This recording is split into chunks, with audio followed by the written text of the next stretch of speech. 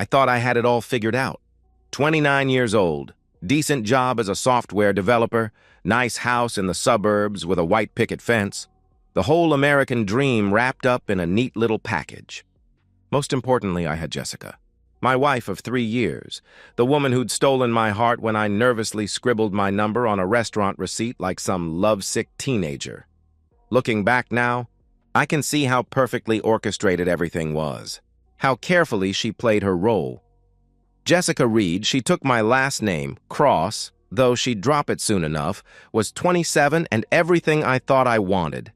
Beautiful in that girl next door way, with auburn hair that caught the light just right and a smile that could make me forget whatever stupid argument we'd had the night before. When we got married, she quit her administrative job without me even asking. Said she wanted to focus on making our house a home. I was happy to support us both on my salary. Hell, I was proud too.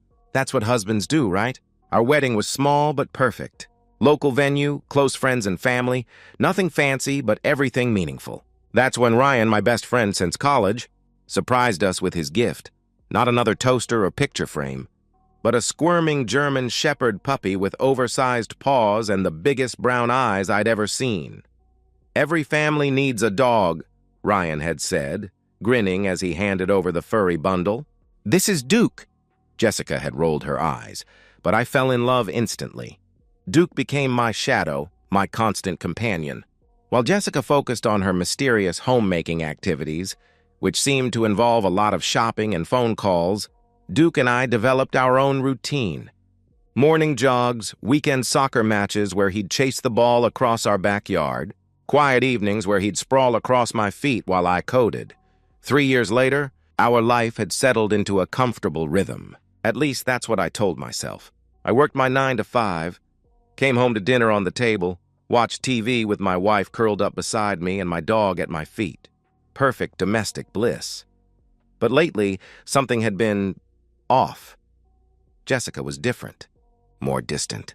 Always on her phone, typing messages with a secretive smile I didn't recognize. Her shopping trips with friends got longer, more frequent. She started closing the bathroom door when she never used to. Little things that individually meant nothing but together formed a pattern my programmer's brain couldn't ignore. I told myself I was being paranoid. Marriage has ups and downs, right? She was probably just bored, needed some space, wanted more excitement in her life. Normal stuff. We'd work through it. That Saturday afternoon changed everything. Jessica announced she was going shopping with her friend Claire, another one of those mysterious trips that seemed to happen every few days now. She kissed my cheek, grabbed her purse, and disappeared out the front door with a cheerful, "See you later, honey."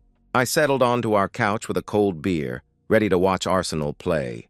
Duke trotted into the living room, tail wagging with that boundless enthusiasm that never failed to make me smile. But instead of his usual tennis ball or rope toy, he had something black clutched in his mouth. "What you got there, boy?" I called, patting my leg. Duke bounded over, dropped his prize at my feet, and sat back with that expectant look that said, "Praise me. I brought you a present." I looked down. My blood turned to ice. Black boxer briefs. Size large. A brand I'd never seen before, definitely not mine. I wear medium, always have. These weren't from my drawer. They weren't from my laundry. They'd never been mine. I picked them up with shaking hands, turning them over, searching for some explanation that would make this nightmare make sense. Ryan had stayed over a few weeks ago after a poker night. Could they be his? But Ryan was smaller than me, wore a different brand, and these looked fresh, recently worn.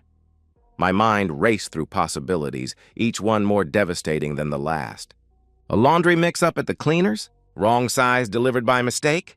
But deep down, in that part of my brain that processes code and logic and patterns, I already knew the truth. My wife was cheating on me. Duke sat there, tail still wagging, waiting for his praise. Good dog. He'd done exactly what German shepherds are bred to do: protect their pack, bring important things to their alpha's attention. He'd just delivered proof that my marriage was a lie. I stared at those boxer briefs, then at Duke's innocent face, then around our living room, our home, our life together. Everything I'd thought was real and solid and permanent. The Arsenal match played on the TV, but I couldn't hear it over the roaring in my ears. Something was very, very wrong. When Jessica came home that evening, I was still sitting on the couch, the evidence on the coffee table in front of me. She walked in with shopping bags, humming some tune, completely at ease. "How was the game?" she asked, not even looking at me. "Interesting," I replied carefully. "Duke found something today. Something unusual." I watched her face as she finally noticed the underwear on the coffee table. For just a second, less than a heartbeat, her expression flickered. Panic, fear, guilt? Then it was gone, replaced by that practiced smile. "Oh, that?" she laughed, waving her hand dismissively, probably from when Ryan stayed over. You know how men are with laundry. But I noticed something else. While she'd been talking, while she'd been laughing off my concerns, her hand had moved to the coffee table. When she walked upstairs to put away her shopping, the underwear went with her. She took the evidence. She was hiding something, and now so was I. Sleep didn't come that night. I lay beside Jessica, listening to her breathing, watching the rise and fall of her chest in the darkness. Every small sound made my pulse spike. When she shifted in her sleep, I wondered if she was dreaming about him, whoever he was. My mind churned through months of small details I'd dismissed. The new lingerie she'd bought for herself, but never wore around me. The way she started keeping her phone face down during dinner. The late-night texts she explained away as work drama from a job she didn't have. The sudden interest in going to the gym, coming home flushed and energetic in a way that had nothing to do with exercise. How long had I been blind? How long had I been the fool? When Jessica finally stirred Sunday morning, I was already up, making coffee with the mechanical precision of a man going through the motions of normal life. "You're up early," she mumbled, padding into the kitchen in that silk robe I'd bought her for Christmas. "Couldn't sleep," I answered, which was true enough. She wrapped her arms around my waist from behind, pressing against my back in what should have been an intimate gesture. Instead, it felt like a performance, like she was playing the role of loving wife. "Everything okay?" she asked, but I heard the testing in her voice. Seeing if I'd swallowed her lie about Ryan's underwear. "Yeah," I lied back. "Just work stuff." She seemed satisfied with that, disappearing back upstairs for her long Sunday routine of showers and primping and whatever else she did to prepare for another week of deception. I waited until I heard the hairdryer, then grabbed my keys. The hardware store was already busy with weekend warriors tackling home improvement projects. I walked the aisles with purpose, knowing exactly what I needed. 4 wireless security cameras with motion detection and smartphone alerts. Top-of-the-line equipment, small enough to hide, smart enough to catch everything. The kid at the checkout couldn't have been more than 19, probably thought I was setting up basic home security. If only he knew he was selling me the tools to destroy my marriage. I drove home with the cameras hidden in a bag of random hardware supplies, screws, electrical tape, the kind of stuff that wouldn't raise questions.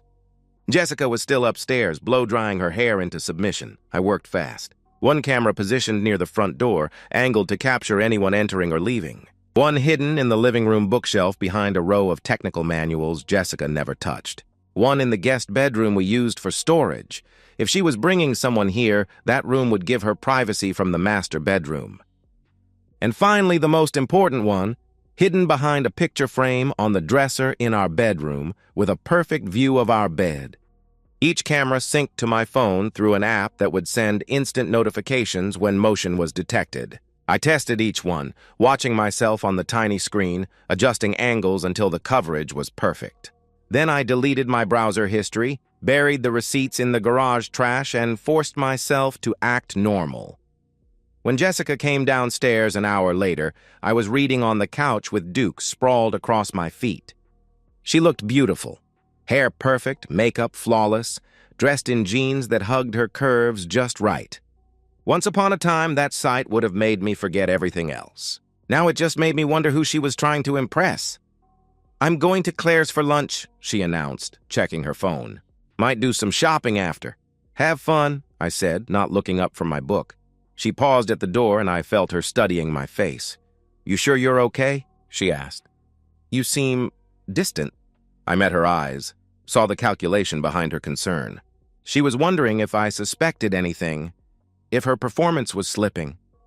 I'm fine, I replied with a smile that felt like it belonged on someone else's face. Just tired. She seemed satisfied, kissed my forehead like a dutiful wife, and left. The moment her car pulled out of the driveway, I grabbed my phone and opened the camera app.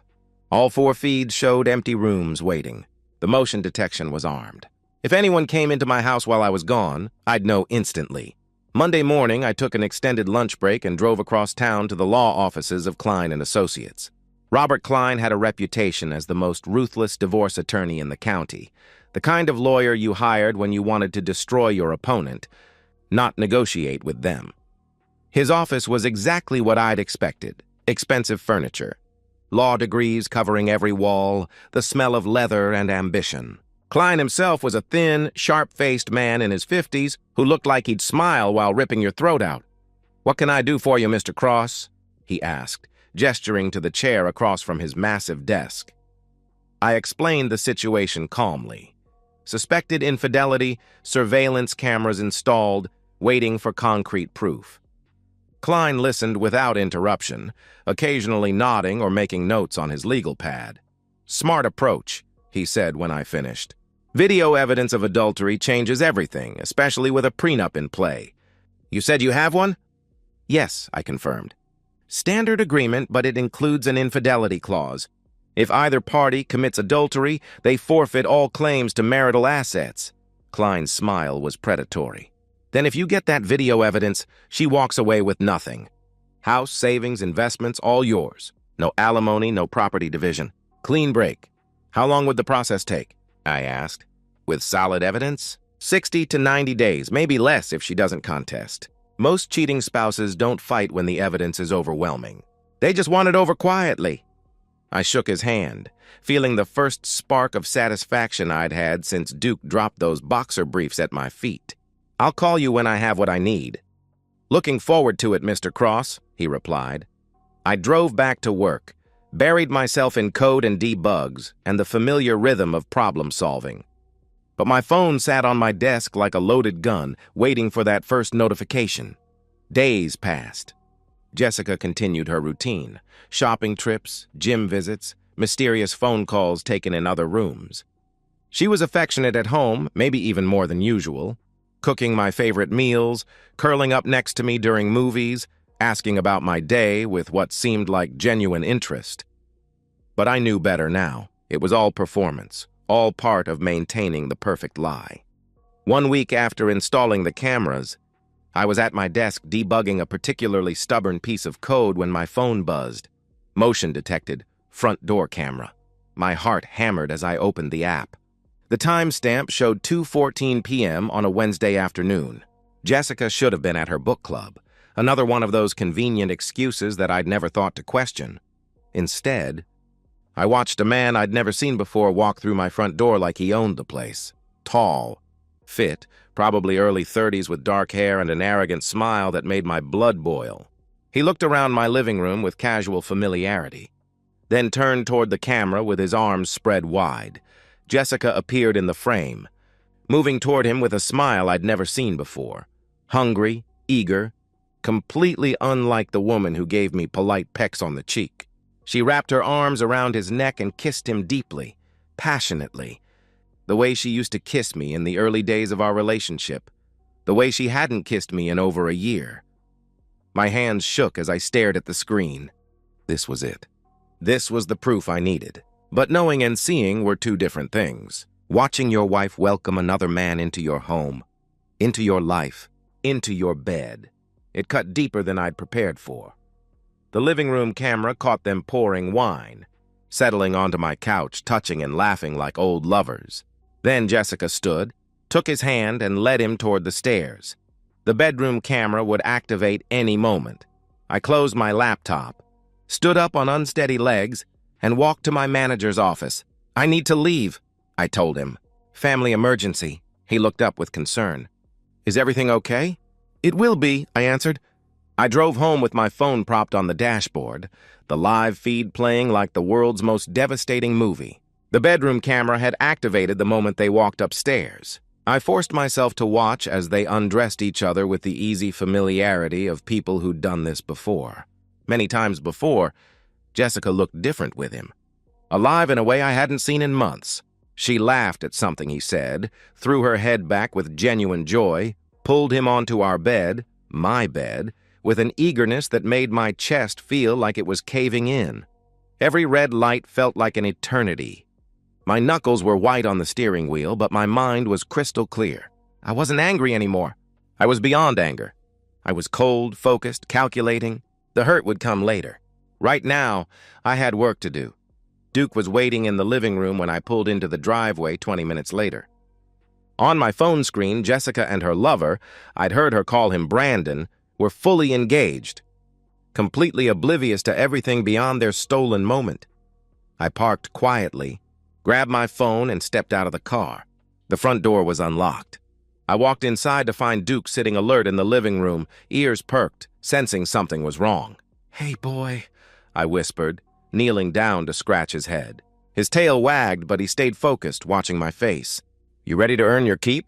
Duke's tail moved faster. He knew. Dogs always know when the pack is under threat.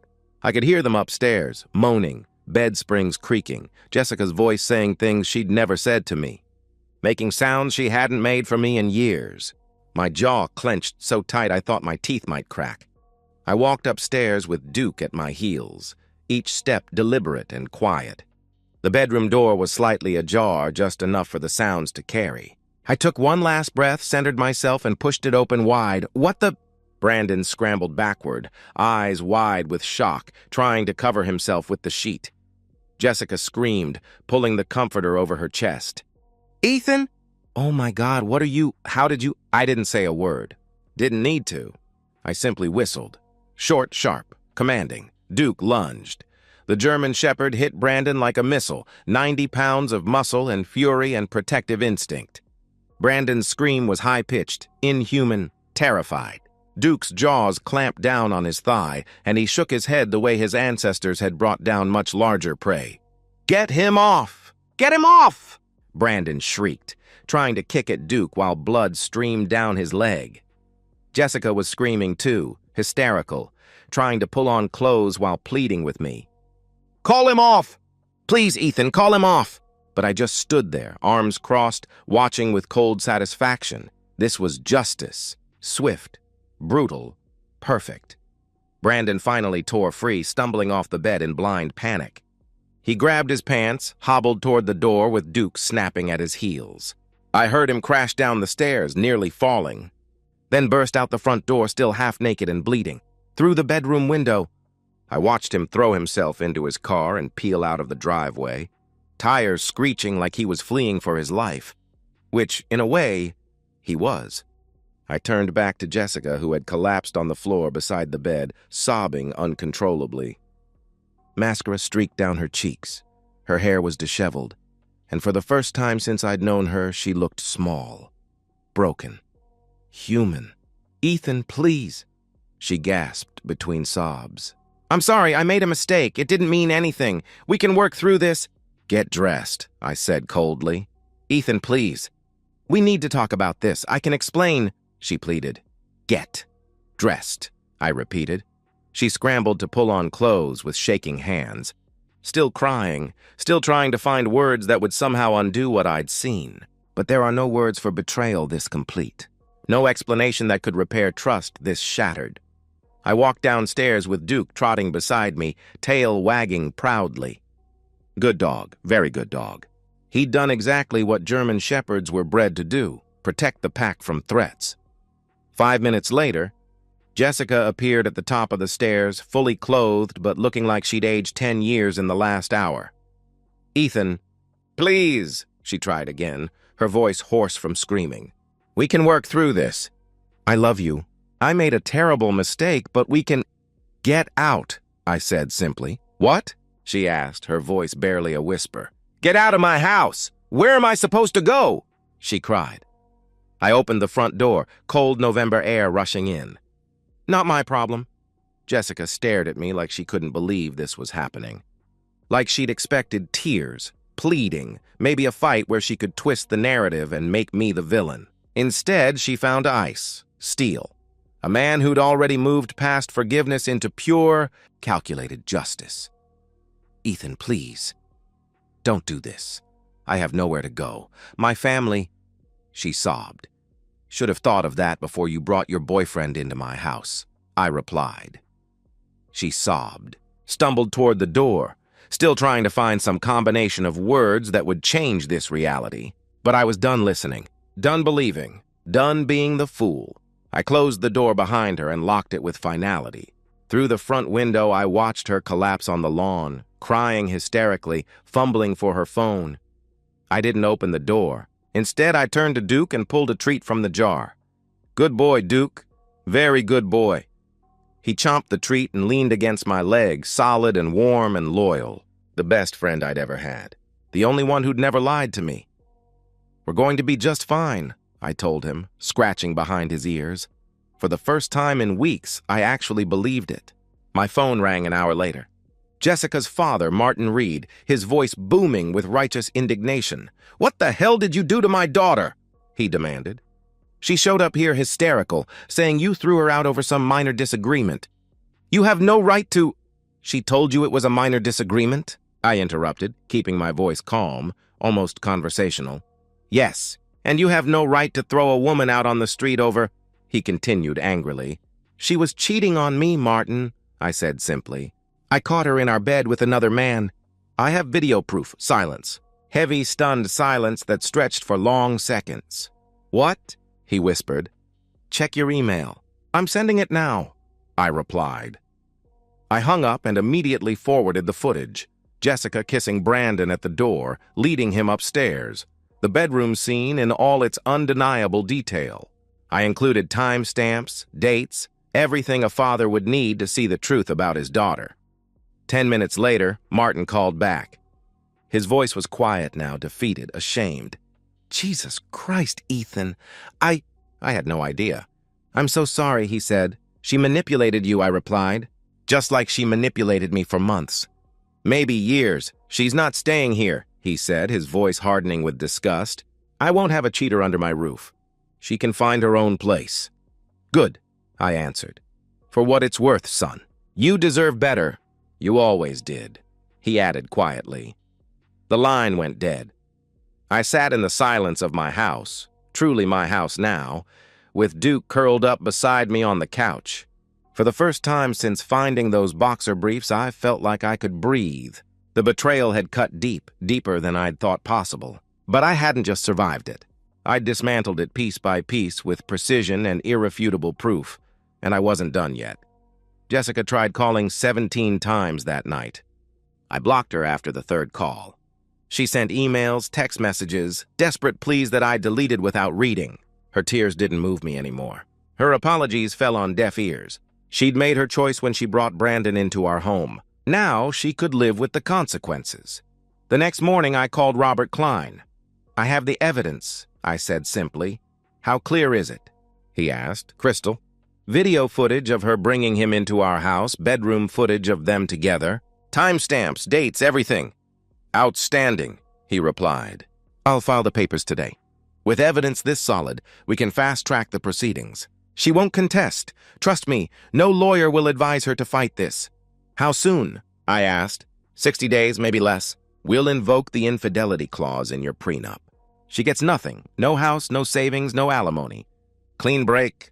I smiled for the first time in weeks. "Do it." Jessica's attempts to reach me became more desperate over the following days. She showed up at my office, but security escorted her out. She tried approaching me at the grocery store, but I simply walked away. She even sent her mother to plead her case.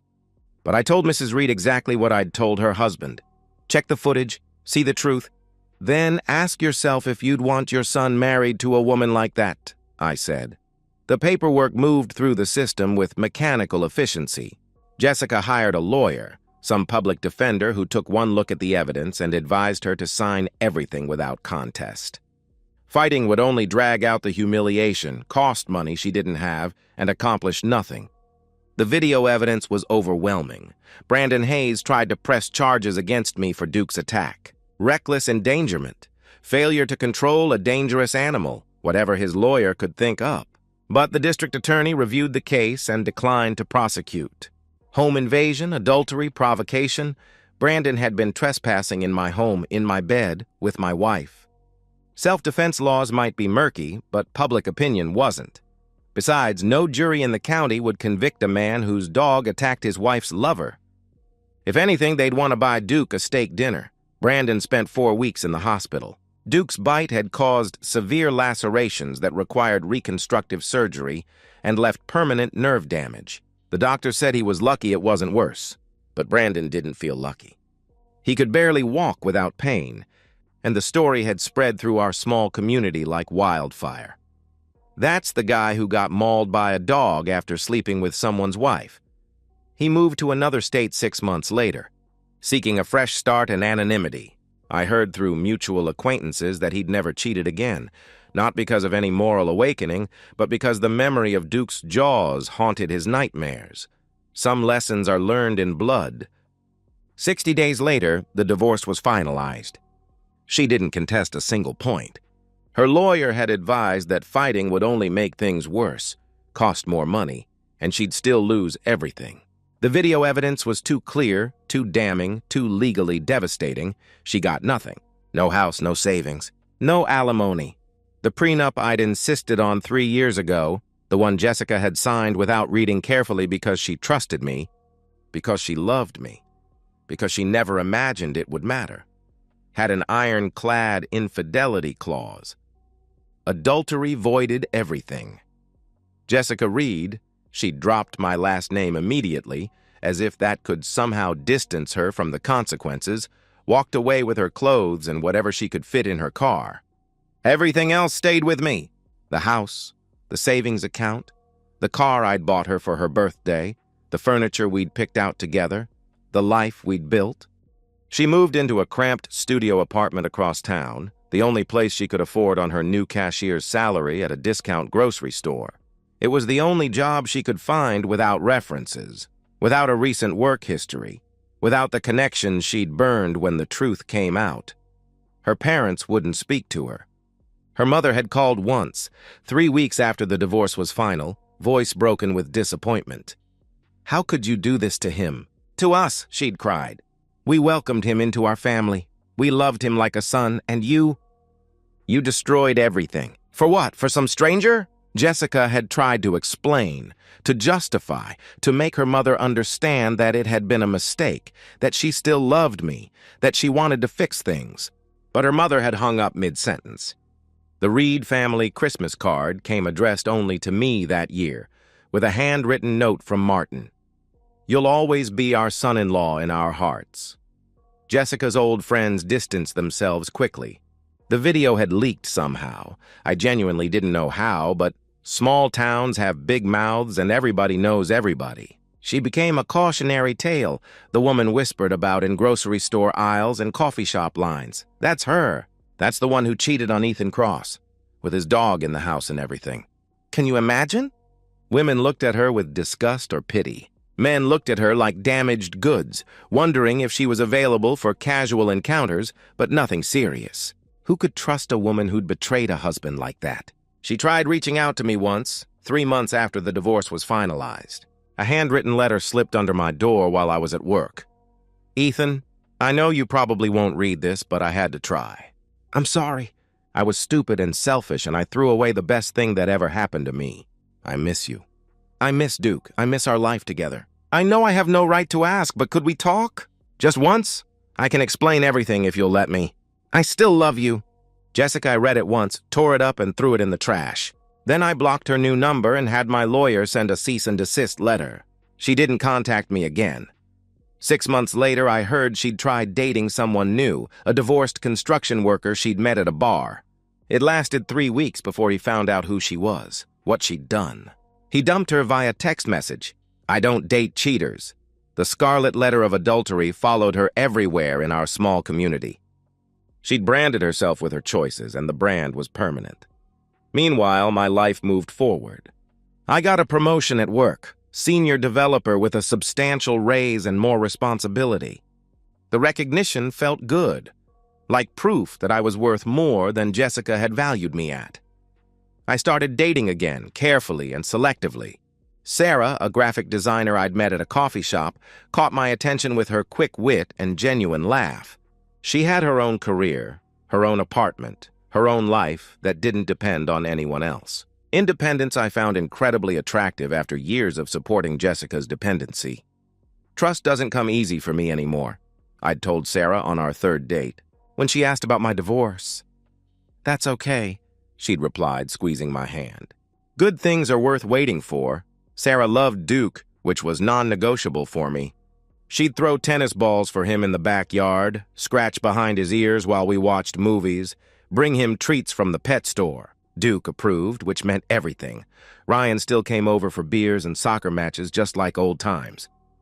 But now he brought stories of Jessica's continued downfall, the 2 jobs she worked to make rent, the studio apartment with thin walls and noisy neighbors, the social isolation that came with being known as the town's most infamous cheater. "You feel bad for her at all?"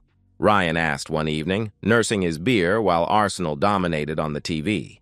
I considered the question seriously, watching Duke chase a tennis ball across the backyard through the kitchen window. "No," I answered finally. She made her choice. She chose to cheat instead of talking to me about whatever was wrong. She chose to bring him into our house, our bed. She chose to lie to my face for months. Every consequence she's facing now she earned. Ryan nodded. "Best wedding gift I ever gave you, huh?" he said, gesturing toward Duke, who was now sprawling contentedly in the evening sun. I laughed, real, genuine laughter that felt rusty from disuse. "Damn right. We toasted with our beer bottles." And Duke's tail thumped against the deck like he knew we were talking about him. Later that night, after Ryan had gone home and Sarah had kissed me goodnight at her car, I sat on my back porch with Duke at my feet. The house was quiet, peaceful mine. No more lies, no more deception, no more wondering what Jessica was really doing when she said she was going shopping. I looked at my reflection in the kitchen window. Older, harder, wiser than the naive man who'd trusted blindly 3 years ago. I'd learned the difference between love and manipulation, between partnership and dependence, between loyalty and performance.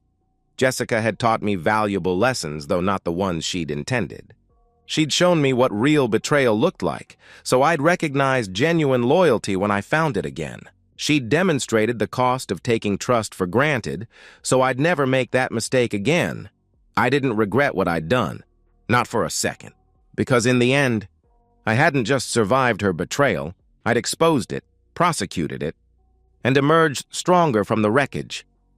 Duke stretched out beside me, gray beginning to show around his muzzle, but still alert, still protective, still the best friend I'd ever had. "Good boy," I whispered, scratching his head.